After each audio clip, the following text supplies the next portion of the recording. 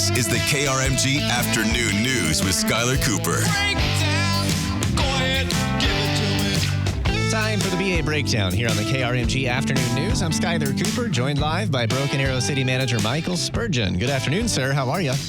Hey, Skylar. How you doing on this beautiful Tuesday? I'm good. I haven't had a chance to enjoy it yet. I've been in the building all day, but as soon as I get off the air in an hour, I'm out there. Trust me. I'll tell you, it's amazing. I'm so glad this weather is a great time. It's softball season started, man. I can't wait to get out there and play when the weather is really good like this. Well, I tell you what, if there was ever a day for a siren to malfunction, it's a good thing it was a sunny day like yesterday. We were reporting on it about this time that one of the sirens out there in BA had an issue while they were working on it, but I didn't get a lot of, I haven't asked any further questions on what exactly caused it or what the situation is. So do you know about that? What can you tell us? Yeah, I'm aware that we had a malfunction yesterday, which honestly is not uncommon.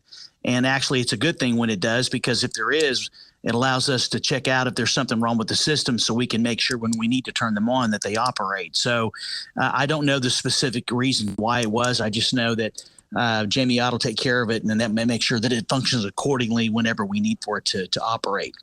Yeah, we're good this week, but I would imagine they would be under the gun if it was last week or we were having severe weather threats, but they've got some days. So I guess we can rest assured it's going to be up and running. Oh, absolutely. I mean, Jimmy will take care of it, and I'll probably know something that next day or so if it hasn't already been fixed. I mean, we have over 50 different sirens throughout the entire community and that are audible for well over a mile. And, you know, this is a great time to talk about this topic, considering that we're in severe weather season. And so this kind of things happen every now and then, and we'll get it straightened out, and we'll make sure that everything's good to go should we need them. Well, as a matter of fact, I wanted to ask you another storm-related question. We're reporting today that Owasso is putting out messaging asking people to register their storm shelters after the tornado up there, because I guess that allows city officials to know where to go look, and maybe somebody is trapped inside a shelter. And you do that in Broken Arrow too, right?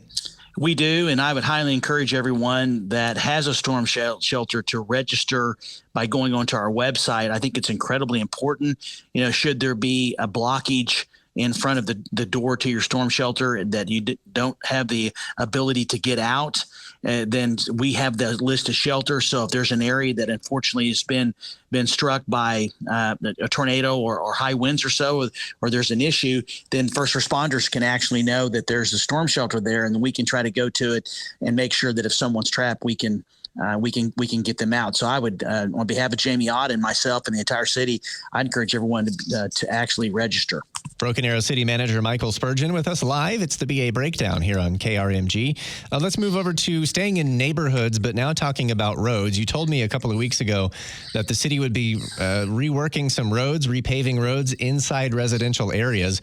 I'm still kind of curious logistically how people can get to their homes when the road's being repaved, but how has that been going, and what areas have been done?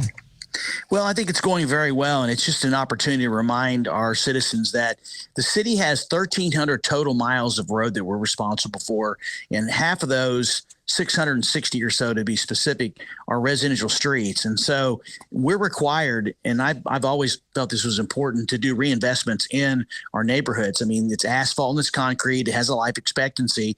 And so you have to go in and redo those. And over the next 2 years, we're going to be doing over 20 different neighborhoods. Just for example, we just completed Hidden Acres subdivision, which is just south of New Orleans Square. It's about a $750,000 job. And so we're going to be awarding contracts over the next 2 years to do the asphalt and concrete. It does require some inconvenience because you've got to go in, especially when it's concrete, because it takes a little bit longer. But we try to make sure that everyone's got a good way for ingress, egress.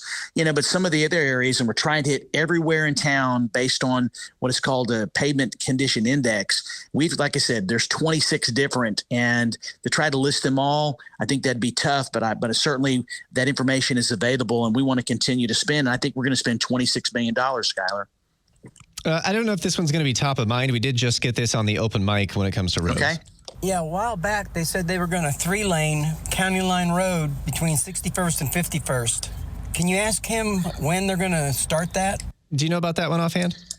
Actually, I do. That is a 2018 bond project, and that'll actually be a 5-lane road with a new bridge. And right now, the Oklahoma Department of Transportation is working on the environmental aspect of it because we have federal money that's going to be involved in this. And so I fully expect that that'll take about a year to complete. And then we'll start moving utilities. So I'm pretty confident in saying that that project will start sometime in 2027. It could be at least a $15 million project. And with there's federal funds involved, we got to follow their process, and they'll actually bid the project out for us. But that's something voters approved. We're going to combine those funds with federal dollars, and it's going to be a couple of years, but obviously we're going to get it done.